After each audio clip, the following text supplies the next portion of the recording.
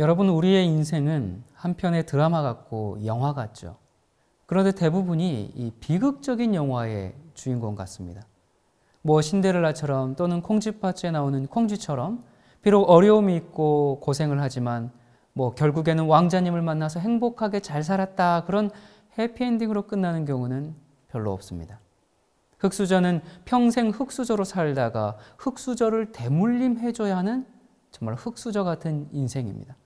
또는 인생에서 잠깐 빛을 본 듯 하다가도 금세 마치 나는 행복하게 살아서는 안 되는 것처럼 왔던 행복도 사라져버립니다. 여러분, 우리가 만약 내 인생의 결말을 안다면, 그리고 그것이 해피엔딩이라면 우리는 지금 아무리 힘들고 고통스러워도 넉넉히 이겨낼 수 있을 것입니다. 조금만 참으면 영광스러운 결과가 기다리고 있기 때문에. 여러분, 신을 믿고 산다는 것이 나약한 사람들이나 믿는 것 같지만 그렇다고 해서 손해볼 것 있습니까? 심리학적으로도 신을 믿고 사는 사람과 그렇지 않은 사람의 정서는 아주 확연히 차이가 납니다. 하나님을 믿지 않는 사람은 마치 어두운 밤길을 혼자 걷는 것과 같은 그런 불안과 두려움을 가지고 인생을 살아가지만, 하나님을 믿는 사람들은 어떠한 환경 가운데서도 소망을 가지고 있고 또 나를 지키는 그 든든한 아버지가 있다고 믿기 때문에 삶에서 이르러오는 결과 자체가 다릅니다. 여러분, 하는 일마다 되지가 않고 외롭고 쓸쓸하고 주변엔 미운 사람뿐이고 또 나를 미워하는 사람들도 많고 인간관계는 꼬여만 가고 스트레스는 쌓이고, 아니 왜 나는 이 모양인데 내가 싫어하는 저 사람은 저렇게 잘 될까? 그런 걸 보면 또 감정은 더욱 우울해지고 행복하지가 않아요. 그런데 여러분, 만약에 하는 일마다 잘 되면 행복할까요? 돈이 많고 사랑하는 가족이 있고 또 내가 하고 싶은 일을 하면서 살고 내가 갖고 싶은 거 다 가지면 행복할 것 같죠? 그렇지 않습니다. 끝없는 허무함과 공허함이 내 행복을 앗아가 버립니다. 모든 인간은 하나님만이 채울 수 있는 공간이 있습니다. 여러분, 이건 누구도 부인할 수 없습니다. 나는 아니야, 나는 신이 필요 없어, 그렇게 말하시는 분들, 그래서 진정한 만족과 평안과 행복이 있으십니까? 여러분이 한번은 그 세계 최고의 암 전문 병원인 미국 텍사스 주립대 MD 앤더슨 암센터에서 연구한 연구 발표가 있었는데요. 신앙과 암 치료에 대한 아주 흥미로운 결과가 있었습니다. 거기에 보면 교회 성가대원들과 일반인들을 비교해 보니까 성가대원들의 면역세포, NK세포라고 하죠. 그러니까 내추럴 킬러 세포인데 자연 살해세포, 자연 살상세포, 그런 의미로 번역할 수 있겠습니다만, 그러니까 자연적으로 살해해. 뭘요? 내 몸 안에서 어떤 암세포들을 그것들을 공격하는 그런 면역세포를 NK세포라고 하거든요. 그런데 이 면역세포가 일반인들보다도 몇십 배도 아닌 무려 1000배나 많은 것으로 그렇게 나왔습니다. 그리고 그런 사람들이 평균 7년을 더 건강하게 산다는 보고가 있었습니다. 여러분은 어떤 인생을 살고 싶으십니까? 늘 불안하고 초조하고 외롭고 정말 공허한 인생을 살길 원하십니까? 여러분, 생각해 보세요. 만약 내가 신이 있다고 믿고 살았는데 죽어 보니까 없다. 여러분, 그렇다고 손해볼 것 없지 않습니까? 여러분, 오히려 신이 있다고 믿고 살았기 때문에 나는 사는 날 동안 어땠어요? 정서적으로 안정됐고 건강했고 또 긍정적인 마인드와 소망으로 삶의 어려움들을 넉넉히 이겨낼 수 있는 힘을 얻었고 또 사회적 약자와 가난한 사람들을 도우면서 보람되게 살았기 때문에 인생이 행복했지 않습니까? 하나님이 없다고 해도 손해보지 않는 인생을 살았습니다. 남는 장사를 했습니다. 최소한 본전입니다. 여러분, 그런데 하나님이 없다고 믿고 살았는데 죽고 보니 하나님이 계시다면 이만저만한 손해가 아닙니다. 이건 경제학적으로, 수학적으로도 하나님을 믿고 사는 것이 투자 가치가 훨씬 높은 것입니다. 여러분이 많은 사람들이 확실한 보장이 없는 그런 주식 같은 것에는 그렇게 투자를 하면서 정말 진짜 대박이고 절대 손해보지 않는 그런 신앙에 대해서는 왜 그리 무관심합니까? 여러분, 기독교를 싫어하는 많은 사람들의 이 공통적인 이야기가 왜 그러냐면, 하나님을 믿고 산다고 하는 사람들이 도덕적으로 더 타락하고 더 이기적이다. 그래서 나는 하나님이 싫다, 하나님 믿지 않는다, 그렇게 얘기하는데, 여러분, 아무리 기독교인들이 그렇다고 하나님까지 부인하는 것은 너무 큰 모험 아닙니까? 생명이, 우주가 그저 우연히 태어났다가 그냥 죽고 마는 인생이라는 그런 허무주의를 안고 있는 것보다, 이왕이면 인간으로서 인간답게 제대로 한번 살아봐야 하지 않겠습니까? 여러분, 우리는 소설이든 드라마든 주인공이 모든 것이 다 잘 풀려가지고 행복하게 살기를 바랍니다. 그렇죠? 혹시 주인공이 병에 걸려서 죽게 되는 결말이다라는 것이 이제 작가에 의해서 어떻게 조금 소식이 나오게 되면 어떻게 해요? 사람들은 막 작가에게 항의를 하죠. 그래서 막 결말을 바꾸도록 요청합니다. 여러분, 그게 인간의 마음입니다. 왜 그래요? 그 주인공의 삶에서 대신 만족하고 거기에서 희망을 발견하고 싶기 때문에 그렇습니다. 여러분, 우리가 하나의 드라마도 해피엔딩으로 맞춰지기를 그렇게 간절히 바라면서 정작 내 인생을 해피엔딩으로 만드는 데는 왜 그렇게 신경 쓰지 않으십니까? 그 주인공이 행복하게 잘 살기를 바라는 것처럼 왜 내 인생이 그렇게 되기를 간절히 원하지 않으십니까? 원하신다고요? 아니요, 원치 않습니다. 여러분들이 정말 원한다면 지금 그렇게 살 리가 없기 때문에 그렇습니다. 여러분, 1800년대 중반에 미국에서 영향력을 떨치던 필립 브루스 목사님이 이제 임종을 앞두고 있을 때였습니다. 이분이 이제 그 유명한 명언 가운데 이런 말이 있죠. 쉬운 인생을 달라고 기도하지 말고 강한 사람이 될 수 있게 해달라고 기도하라. 이런 말을 남긴 이제 목사님이신데, 이 19세기 미국 최고의 설교자로 이렇게 이제 기억되고 있습니다. 이분은 헬런 켈러의 자서전에도 이분의 이름이 거론돼요. 여러분, 헬런 켈러가 누군지는 아시죠? 눈 멀고 귀 멀고 말 못하는 그런 삼중 장애를 가졌음에도 정말 인류 역사의 뚜렷한 발자취를 남긴 작가이자 여성운동가죠. 여러분, 이 헬런 켈러가 신앙이 없었다면 그녀에게 주어진 인생을 그토록 눈부시게 만들 수 있었을까요? 신앙은 나약한 사람들의 전유물이 아니라 나약한 사람들을 위대하게 만드는 원동력입니다. 여러분, 그녀의 자서전에 이제 그 간절한 소망을 담은 이런 내용이 나옵니다. 내가 단 한 번만 아름다운 무지개를 볼 수만 있다면, 단 한 번만 떨어지는 낙엽을 볼 수가 있다면, 단 한 번만 흐르는 시냇물을 바라볼 수 있다면, 나에게 이 아름다운 가르침과 자상한 친절을 베푸시는 설리반 선생님을 보고 사랑합니다 라고 고백해 보았으면, 나에게 이 귀한 설교에 감동을 주었던 필립 브루스 목사님의 얼굴을 단 한 번만 볼 수가 있다면, 이렇게 내 삶을 바꾸었던 성경을 내 눈으로 단 한 번만 볼 수 있다면, 지는 해 저 석양을 단 한 번만 내 눈으로 바라볼 수 있다면. 여러분, 헬런 켈러의 인생에 이 설리반 선생님만큼이나 아주 지대한 영향을 미쳤던 사람이 바로 이 브루스 목사님입니다. 이제 이 브루스 목사님이 중병에 걸려가지고 방문객을 만나지 못하고 이제 면회 사절 중이었습니다. 그런데 친구이면서 아주 유명한 무신론자인 인고설이 이제 그를 찾아오자 즉각 면회를 허락해 줍니다. 이제 인고설이 들어와서 아주 기뻐서 물어보았습니다.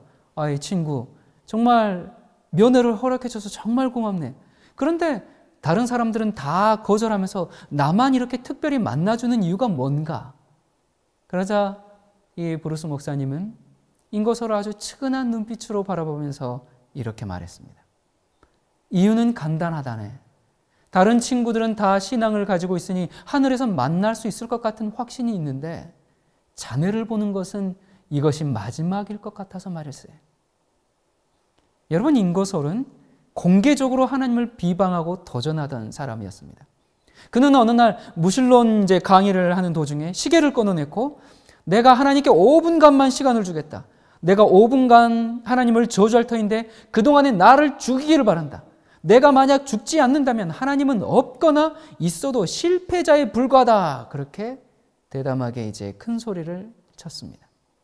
5분이 지났는데 아무 일이 일어나지 않자 이것이 인간이 승리한 것이고 신은 실패자다, 그렇게 외쳤습니다.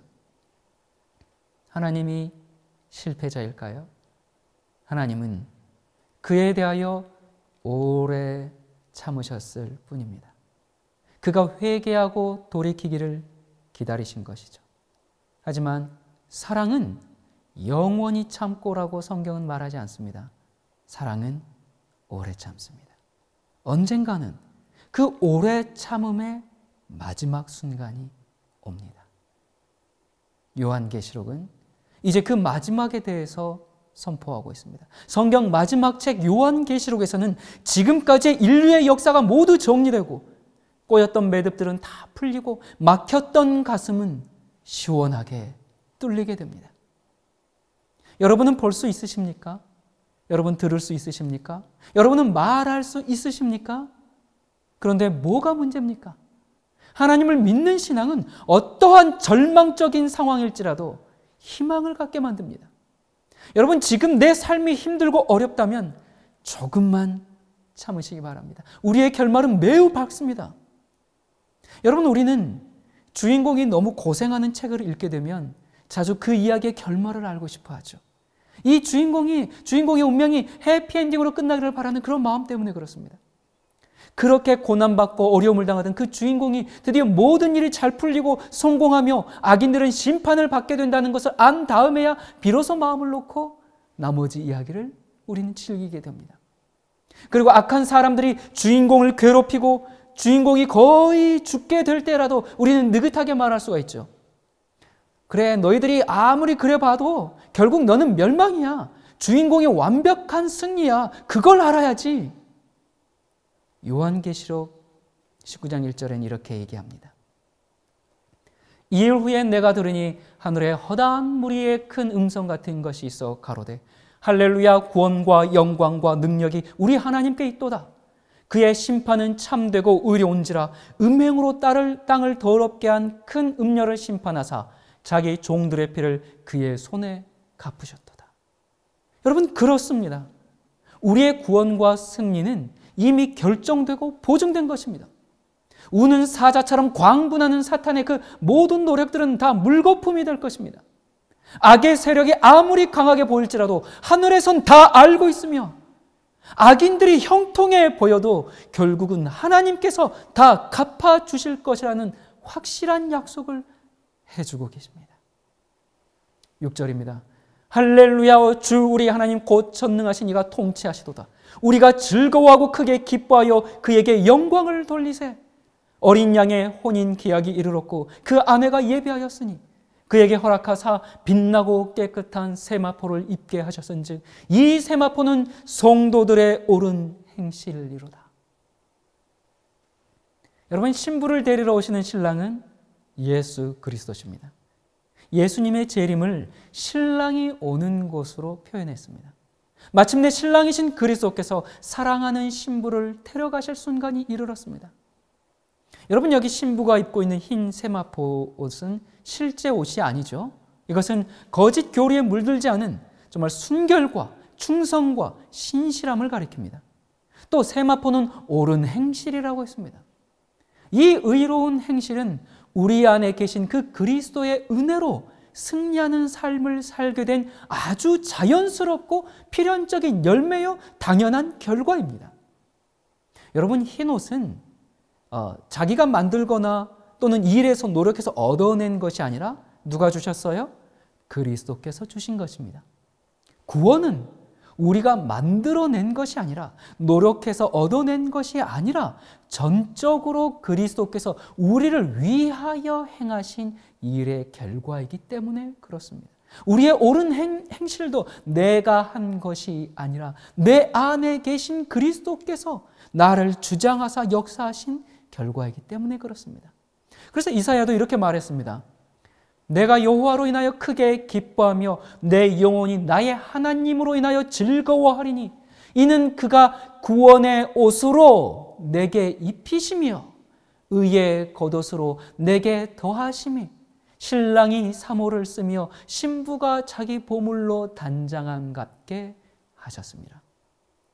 구원의 옷과 의로운 행위가 구원받은 자들에게 허락된 것은 하나님에 의해서지 인간들의 노력에 의해서 된 것이 아니죠. 계속합니다. 천사가 내게 말하기를 기록하라. 어린 양의 혼인잔치에 청함을 입은 자들이 복이 있도다.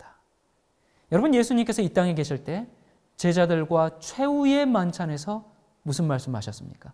마태복음 26장에 보면 이런 말씀하셨죠. 너희에게 이르노니 내가 포도나무에서 난 것을 이제부터 내 아버지의 나라에서 새 것으로 너희와 함께 마시는 날까지 마시지 아니하리라.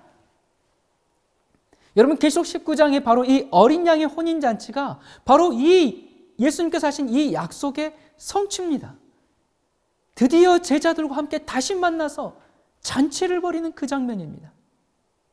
여러분, 사도 요한은 비록 하나님의 백성들이 고난과 고통을 당할지라도 어린 양의 혼인잔치에 초청되었기 때문에 그 사람들은 정말 복받은 자들이다, 그것을 우리에게 일깨워주고 있습니다. 우리가 하늘의 혼인잔치에 참여한다는 것은 얼마나 큰 기쁨과 영광이 될까요? 여러분, 우리는 모두 거기에 초청을 받았습니다. 모두 초대받은 사람들이에요. 그런데 너무나 많은 사람들이 세상 일에 분주한 나머지 그 하늘의 초청에 관심이 없이 살고 있습니다. 11절입니다. 또 내가 하늘이 열린 것을 보니 백마와 탄 자가 있으니 그 이름은 충신과 진실이라. 그가 공의로 심판하며 싸우더라. 또 그가 피 뿌린 옷을 입었는데 그 이름은 하나님의 말씀이라 칭하더라. 그 옷과 그 다리에 이름을 쓴 것이 있으니 만왕의 왕이요 만주의 주라 하였더라.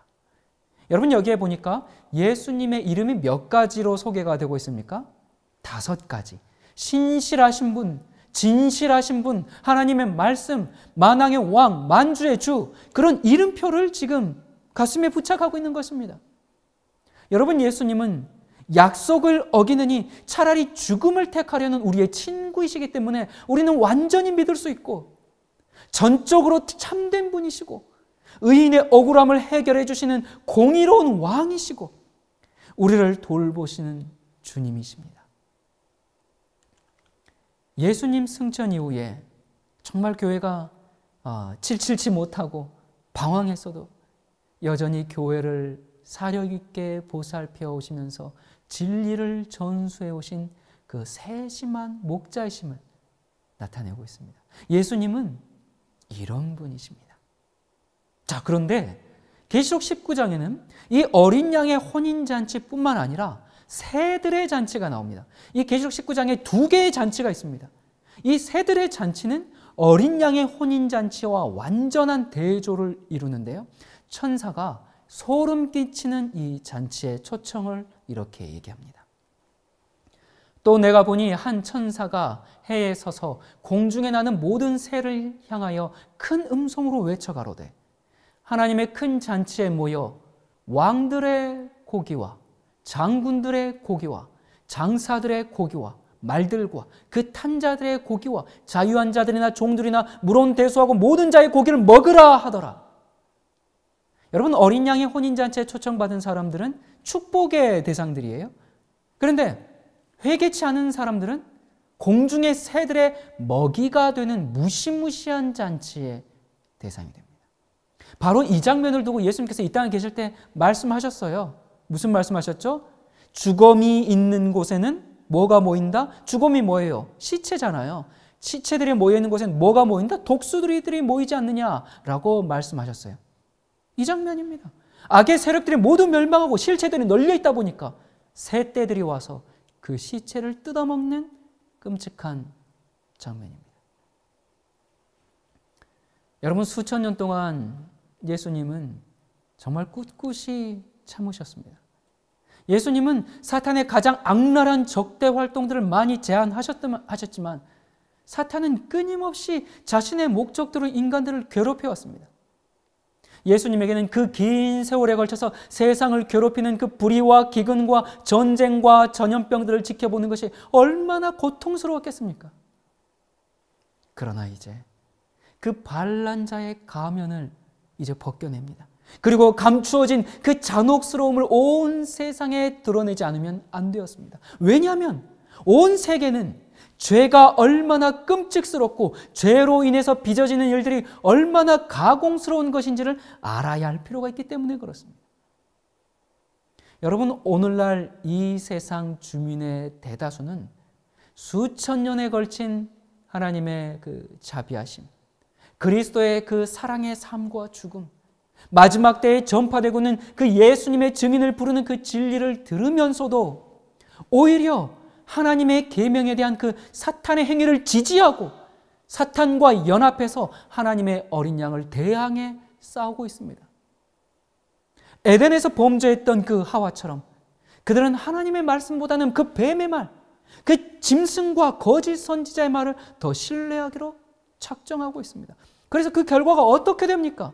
19절에 또 내가 보매 그 짐승과 땅의 임금들과 그 군대들이 모여 그 말탄 자와 그의 군대로 더불어 전쟁을 일으키다가 짐승이 잡히고 그 앞에서 이적을 행하던 거짓 선지자도 함께 잡혔으니 이는 짐승의 표를 받고 그의 우상에게 경배하던 자들을 이적으로 미혹하던 자라. 이 둘이 산채로 유황불 붙는 못에 던지우고 그 나머지는 말탄 자의 입으로 나오는 검의 죽음에 모든 새가 그 고개로 배불리우더라.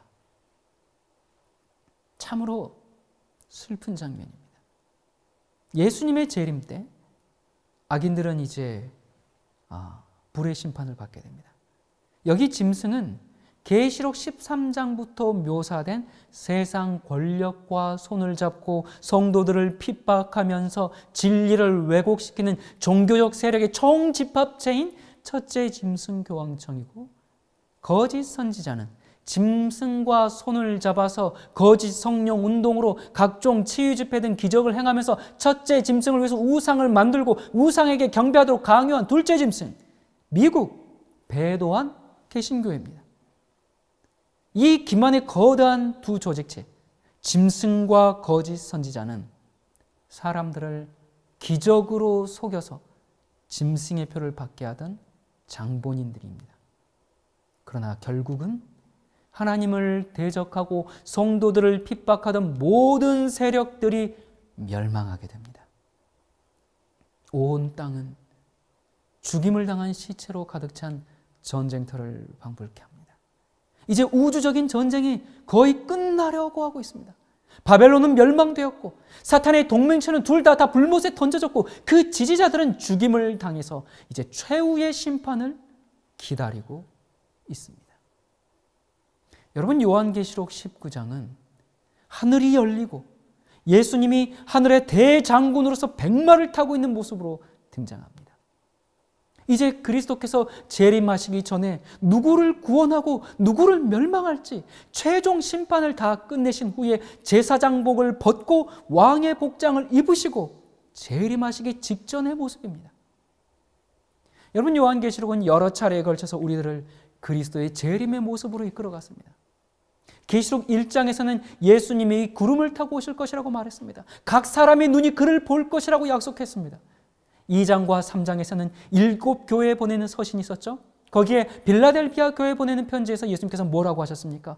내가 속히 오리라 그렇게 말씀하셨습니다. 그렇게 약속하셨습니다. 또 계시록 6장에서는 6째 인을 뗄 때 재림의 징조들이 나왔죠. 해와 달과 별들이 징조가 성취되었습니다. 죄인들은 바위와 산들을 향해서 자신들을 어린 양의 진노로부터 숨겨달라고 그렇게 아우성치는 장면이 요한계시록 19장의 그 장면입니다. 계시록 14장에서는 이제 재림의 준비를 다 마치시고 흰 구름 위에 앉아있는 예수님의 모습을 우리에게 보여주는데 그 모습이 어떤 모습이었어요?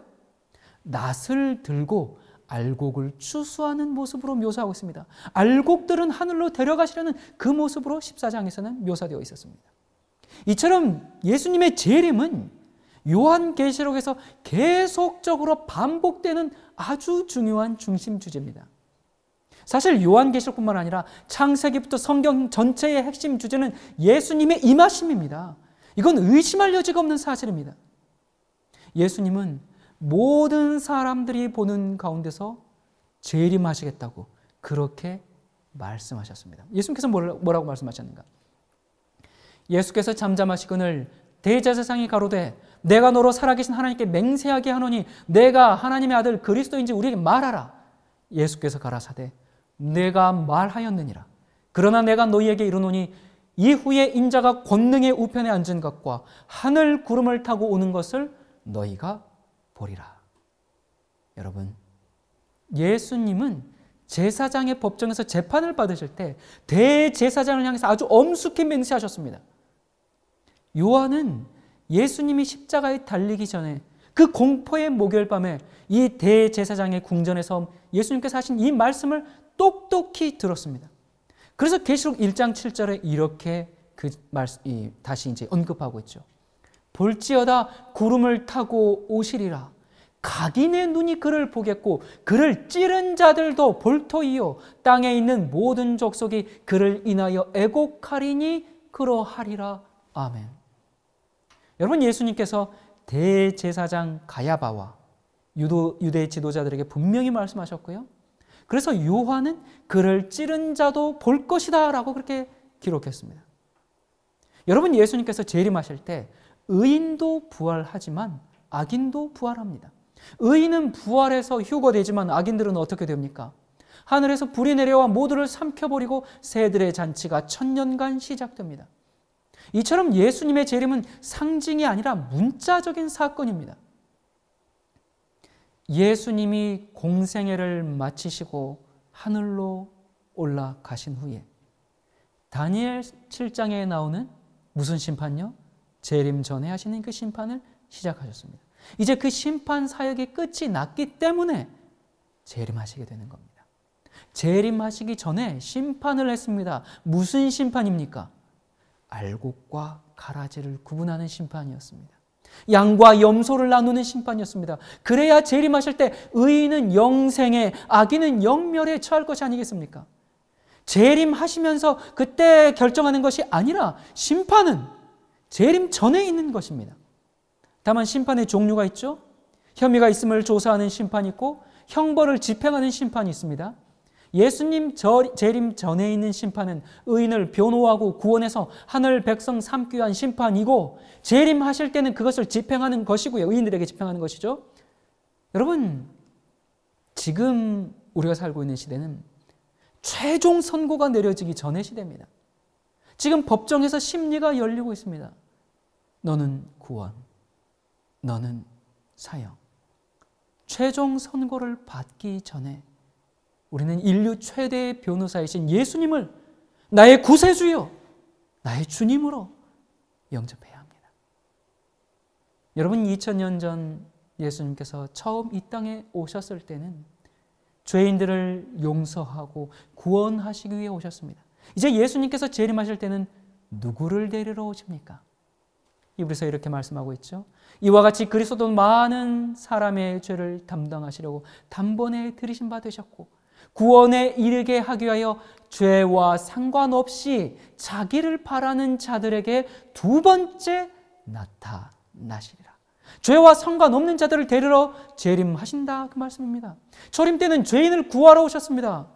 그러나 재림 때는 죄인을 구원하러 오시는 것이 아니라 의인을 이 죄악 세상에부터 이제 건져내려고 오십니다. 여러분, 재림의 날 두 무리가 있습니다. 30절입니다. 그때 인자의 징조가 하늘에서 보이겠고 그때 땅의 모든 족속들이 통곡하며 그들이 인자가 구름을 타고 능력과 큰 영광으로 오는 것을 보리라. 저가 큰 나팔 소리와 함께 천사들을 보내리니 저희가 그 택하신 자들을 하늘 이 끝에서 저 끝까지 사방에서 모으리라. 여러분, 예수님께서 재림하시는데 통곡하는 사람들이 있습니다. 통곡하면서 예수님의 재림의 광경을 보는 비참한 사람들이 있습니다. 반면에 천사가 하늘 이 끝에서 저 끝까지 사방에서 모을 때 휴거되는 사람들이 있습니다. 악인들은 멸망하고 의인은 구원받는 이날이 가까웠습니다. 여러분은 어느 자리에 있기를 원하십니까? 한 가지 분명한 건 지금 그렇게 살면 반드시 통곡하는 그 자리에 있을 것입니다. 사탄의 기만적인 복음은 한결같이 하나님의 율법은 지킬 필요가 없다, 지킬 수도 없다, 지켜서도 안 된다, 그렇게 말합니다. 아, 예수님은 모든 걸 다 이루셨지, 예수님만 믿으면 된다. 맞아요. 예수님만 믿으면 되지요. 그런데 예수님을 믿는다는 게 도대체 뭐냐 말입니다. 나는 믿는다, 나는 믿는다, 나는 예수님께서 믿는다, 예수님이 나의 구준 걸 믿는다, 예수님이 내 안에 있는 걸 믿는다. 그게 예수님을 믿는 것입니까? 예수님을 믿는다라는 것은 예수님의 말씀대로 산다는 것입니다. 그런데 인간은 죄인이기 때문에 예수님의 말씀대로 살 수가 없다. 우리가 못하는 걸 예수님이 다 이루셨다. 여러분, 이거 엄청난 복음인 것 같지만 이거 현대판 선악과입니다. 이렇게 믿고 사니까 죄를 버리려는 시도조차 하지 않는 것입니다. 왜 그래요? 어차피 우리는 예수님처럼 못 살아. 우리는 죄를 지으면서 살 수밖에 없어. 여러분, 이런 패배주의적인 생각은 나를 더욱더 죄 가운데 머물게 하고 죄 가운데 있으면서도 구원에 대한 확신과 거짓 평안함 가운데 머물러 있게 만듭니다. 오늘날 많은 복음이 이렇게 가르쳐지고 있습니다. 제가 얼마 전에 어느 그 자매님의 간증을 들었는데 이 자매님이 한 번 구원은 영원한 구원이라는 그 거짓 복음에 취해봤지만 자기 양심은 알거든요. 자기가 구원받을 수 없다는 걸 알아요. 그 복음으로는 승리의 생애를 살 수 없다는 걸 알아요. 그래서 죄를 버리고 싶어서 여기저기 찾아다니다가 심지어 무당까지 이제 찾아갔다고 합니다. 그래서 이제 내가 어떻게 하면 죄를 버릴 수 있습니까? 그래서 그 무당이 바다에 들어가 가지고 동서남북을 향해서 한 번씩 들어갔다 나오면 죄가 씻어진다, 그렇게 해가지고 그렇게도 해봤다고 합니다. 그렇게 해서 되나요? 여러분, 우리를 죄에서 구원하시는 분은 오직 예수님이십니다. 그런데 단순히 그 지은 죄를 용서해주는 그 정도 수준이 아니라 죄를 짓지 않고 하나님의 말씀에 따라 살게 해주는 분도 예수님이십니다. 오늘날 교회가 용서해주는 그리스도만 믿고 살기 때문에 죄를 지어도 크게 양심의 가책을 느끼지 못합니다. 그래서 믿지 않는 사람들이 기독교인들을 욕하는 것입니다. 여러분, 세상 사람들은 죄를 짓고 최소한 양심의 가책이라도 느끼는데 기독교인들은 죄를 지어도 뭐 용서받으면 되잖아, 이런 식의 가짜 복음을 믿고 있기 때문에 기독교의 타락이 끝이 없는 것입니다. 그건 사기입니다. 그렇게 믿고 살아서는 양과 염소를 나누실 때 내가 어디에 있겠습니까? 자기를 기만하지 말아야 합니다. 지금 회개하고 돌이켜야 합니다. 예수님께서 재림하실 때는 주님의 말씀대로 순종하면서 살고 있는 당신의 백성들을 데리러 오시는 것입니다.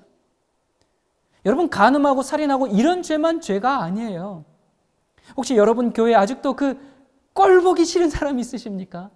여러분 눈에 꼴불견 있는 사람 있습니까? 아니, 저 사람 뭐 쥐뿔도 없으면서 왜 저리 나대? 혹시 그럼 마음의 동기가 괜한 열등감과 질투심에서 나온 것은 아닙니까? 여러분, 한 가지 분명한 사실은 여러분이 교회에서 보기 싫은 어떤 사람이 있다면 둘 중 하나는 천국에 못 가겠죠? 그 사람이 못 가든지 아니면 내가 못 가든지. 그런데 못 갈 가망성이 더 큰 사람이 누군지 아십니까? 지금 내 눈에 꼴 보기 싫은 사람이 있는데 그 사람이 못 가는 겁니다. 그 꼴 보기 싫은 사람 하늘 가서 만나면 얼마나 불편하겠어요.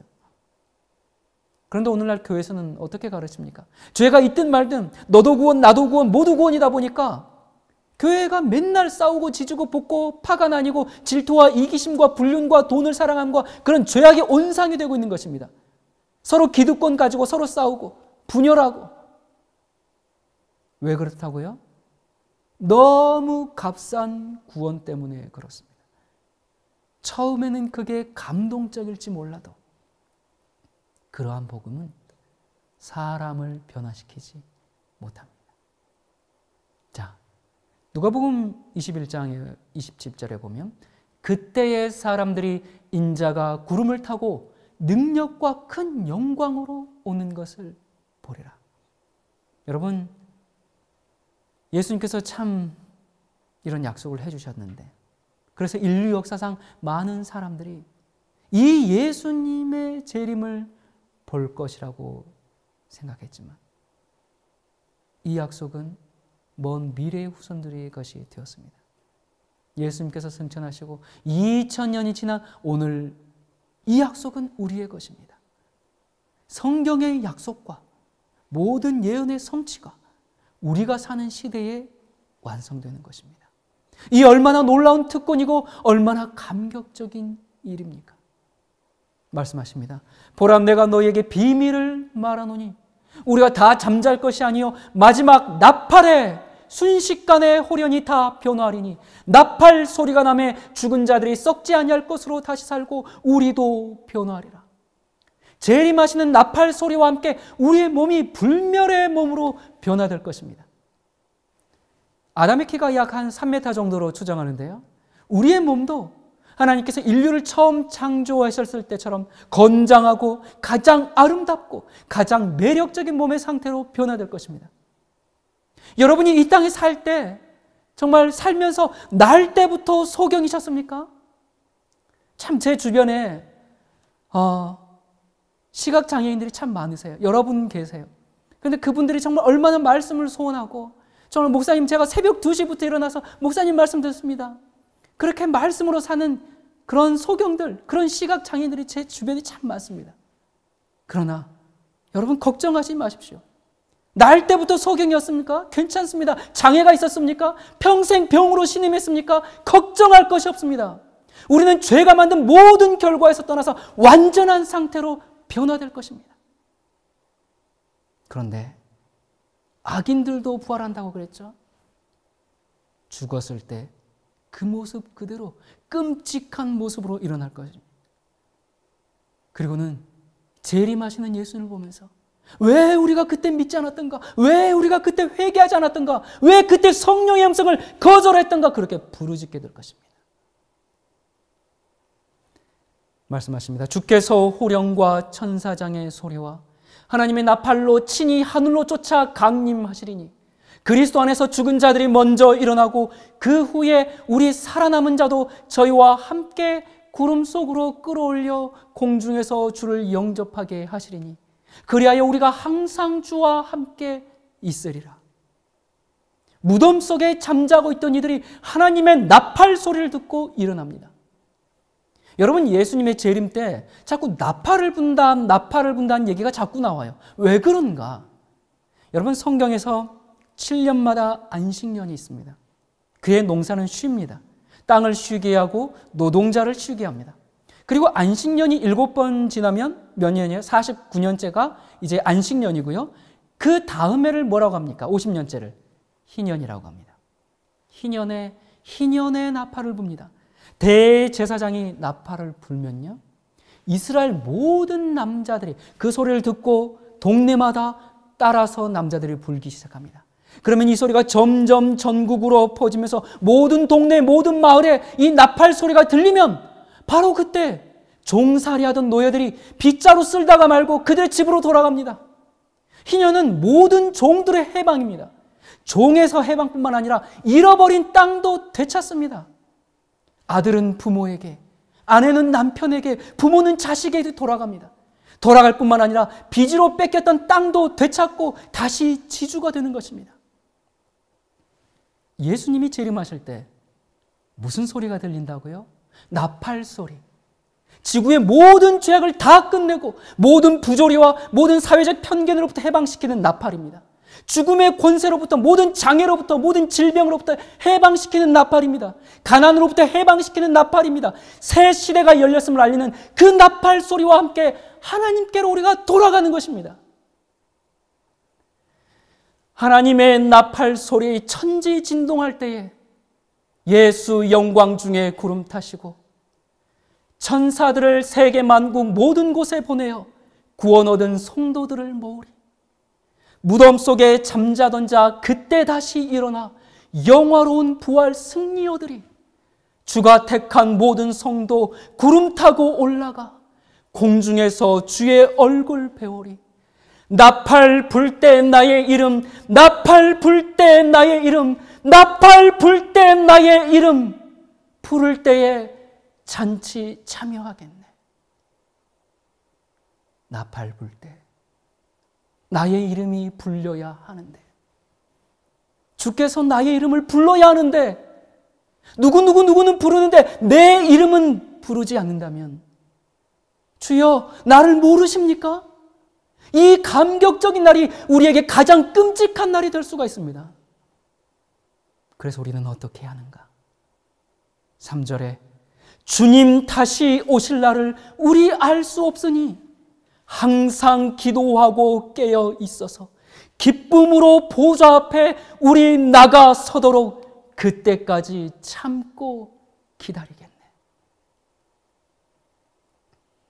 여러분, 창세기부터 요한계시록까지 성경은 예수님의 재림을 향해 달려왔습니다. 여러분, 우리가 예수님을 맞이하는데 실패하지 말라고 수많은 예언들을 통해서 우리를 깨우쳐 주셨습니다. 명백한 증거가 있음에도 불구하고 끝까지 하나님을 거절하는 이들이 받게 될 심판은 얼마나 슬픈 일입니까? 예수님께서 재림하실 때 그 나팔 소리와 함께 우리의 이름이 불려지기를 간절히 기도합니다. 기도하시겠습니다. 사랑이신 하나님 아버지, 창조 이래로 모든 인류가 간절히 기다려왔던 그 역사적인 현장에, 그 역사적인 재림의 날에 우리가 살고 있습니다. 모든 슬픔과 모든 아픔과 모든 죄악의 역사를 끝내시고 새 하늘과 새 땅이 우리의 눈앞에 있습니다. 나팔 소리와 함께 우리의 이름이 불려질 수 있도록 항상 기도하고 깨어있는 주님의 신부들이 되게 해 주시옵소서. 주께서 천천만군의 천사들과 함께 재림하시는 그날, 기쁨 중에 주님의 얼굴을 뵙기를 간절히 소망하오니 오늘 우리의 삶을 주께서 받으시는 향기로운 제사가 되게 해 주시옵소서. 우리와 영원토록 함께 있고 싶으셔서 다시 오시겠다고 약속하신 예수 그리스도 이름으로 간절히 기도드립니다. 아멘.